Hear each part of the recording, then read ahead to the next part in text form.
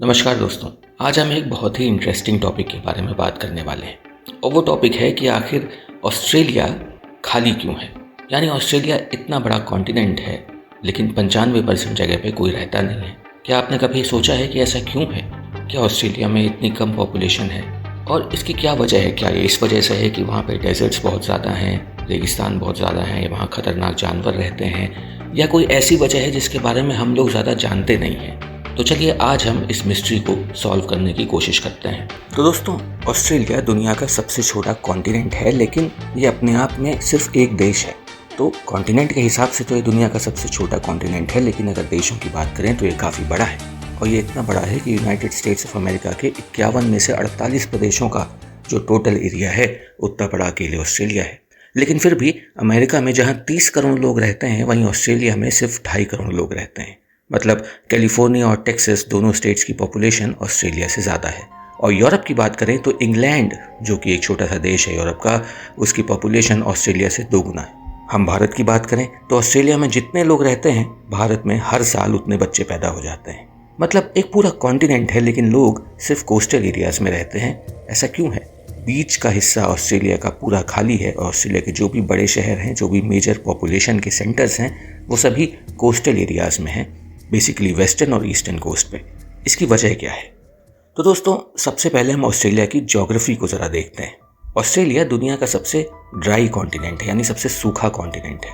यहाँ की average rainfall जो होती है साल भर में, वो बहुत कम है, क्योंकि ऑस्ट्रेलिया का जो ज्योग्राफिकल लोकेशन है वो कुछ ऐसा है जहाँ ऑस्ट्रेलिया के वेस्टर्न साइड पे कोल्ड ओशन करेंट्स हैं जो बारिश के बादलों को बनने नहीं देते, और वहीं ईस्टर्न साइड पे ग्रेट डिवाइडिंग रेंज नाम की एक पर्वत श्रृंखला है जो पैसिफिक ओशन से आने वाले बारिश के बादलों को रोक देती है। इसलिए ऑस्ट्रेलिया के बीच का हिस्सा, अंदर का हिस्सा काफ़ी सूखा रहता है, क्योंकि यहाँ बारिश हो नहीं पाती।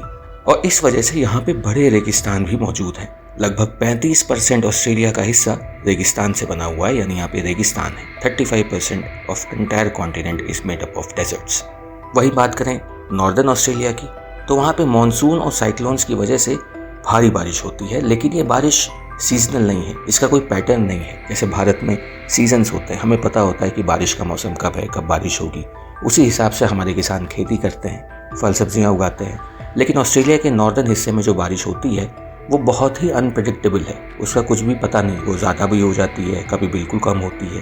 यानी कभी कभी एक दिन में 750 मिलीमीटर बारिश हो जाती है, जो लंदन जैसे शहर की पूरे साल भर की बारिश के बराबर है। और कभी कभी पूरे साल में सिर्फ 4 मिलीमीटर बारिश होती है, जो सहारा रेगिस्तान में होने वाली बारिश से भी कम है। और अगर नदियों की बात करें तो ऑस्ट्रेलिया का सबसे बड़ा रिवर सिस्टम मरे डार्लिंग बेसिन के नाम से जाना जाता है।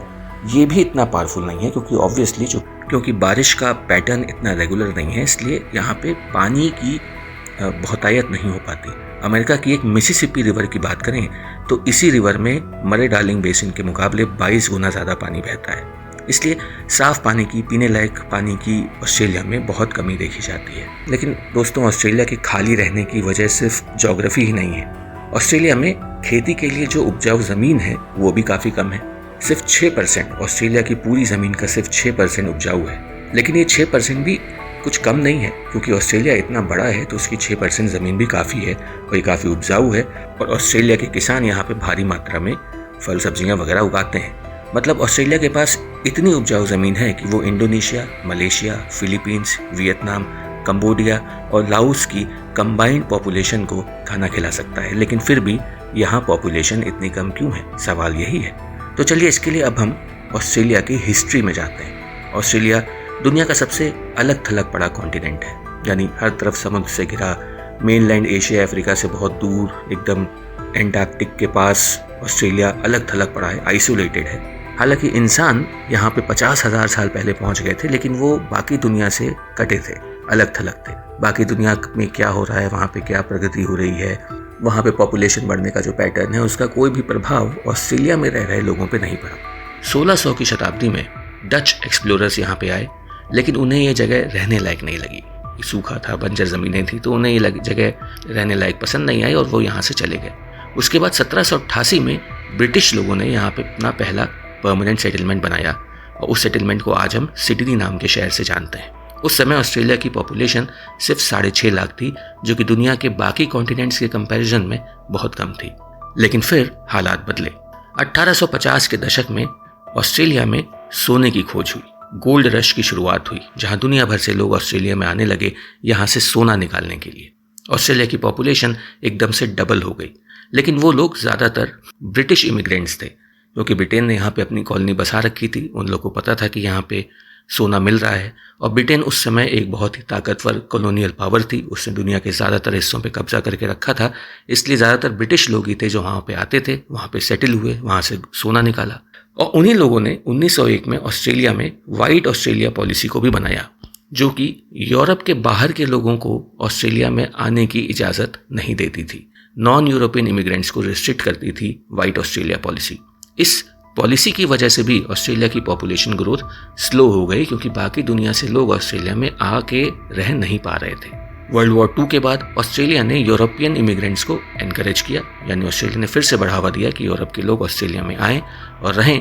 लेकिन 1973 तक नॉन वाइट इमिग्रेंट्स को अलाउ नहीं किया गया, यानी यूरोप के बाहर के लोग ऑस्ट्रेलिया में वेलकम नहीं थे, वहाँ नहीं आ सकते थे। तो इस वजह से भी ऑस्ट्रेलिया की पॉपुलेशन उस रफ्तार से बढ़ नहीं पाई, उतने लोग वहाँ आ नहीं पाए, सेटल नहीं हो पाए, और इस वजह से ऑस्ट्रेलिया की पॉपुलेशन ग्रोथ हिस्टोरिकली बहुत ही स्लो रही। आज ऑस्ट्रेलिया एक मल्टीकल्चरल कंट्री है, एक डेवलप्ड कंट्री है। 2022 तक ऑस्ट्रेलिया की 30% पॉपुलेशन इमिग्रेंट्स की है, जो कि किसी भी डेवलप्ड कंट्री से ज़्यादा है। और आने वाले डेकेड्स में ऑस्ट्रेलिया की पॉपुलेशन 3.5 करोड़ तक पहुँचने की उम्मीद है। लेकिन ये जो ग्रोथ है ये ईजी नहीं होगी। क्लाइमेट का इशू अभी भी यहाँ पे बना हुआ है, सूखा अभी भी यहाँ पे पड़ता है, बारिश का पैटर्न बहुत ही अनप्रेडिक्टेबल है, और इन सब चैलेंजेस की वजह से ऑस्ट्रेलिया में अभी भी पॉपुलेशन ग्रोथ उस हिसाब से नहीं हो पा रही। ऑस्ट्रेलिया में लिविंग कंडीशंस लोगों के लिए डिफ़िकल्ट हैं, कुछ हिस्सों को छोड़ के। लेकिन दोस्तों, ऑस्ट्रेलिया अपने चैलेंजेस से लड़ना जानता है। ऑस्ट्रेलिया दुनिया का दूसरा सबसे बड़ा वूल का प्रोड्यूसर है, ऊन का प्रोड्यूसर है, 5वां सबसे बड़ा बीफ का प्रोड्यूसर है। यहाँ लगभग 10 करोड़ शीप्स हैं, यानी भेड़ें हैं, यानी कि हर ऑस्ट्रेलियन के लिए 4 भेड़। और हाँ, ऑस्ट्रेलिया दुनिया का 50% ऑर्गेनिक फार्मलैंड का भी मालिक है। यानी ऑस्ट्रेलिया अपने रिसोर्सेज का सही उपयोग करना जानता है और सही उपयोग कर रहा है। जो भी लिमिटेड रिसोर्सेज ऑस्ट्रेलिया के पास हैं, उनको वो ऑप्टिमली यूज़ करने की कोशिश कर रहा है, और इस वजह से वो अपनी प्रोडक्टिविटी को बढ़ा रहा है, अपनी इकोनॉमी को बढ़ा रहा है। और इस वजह से ऑस्ट्रेलिया आज के समय काफ़ी सारे लोगों के लिए एक अट्रैक्टिव लोकेशन, एक अट्रैक्टिव डेस्टिनेशन बन गया है। और ऑस्ट्रेलिया में इमिग्रेंट्स की आने की जो तादाद है, जो रफ्तार है, वो धीरे धीरे बढ़ रही है।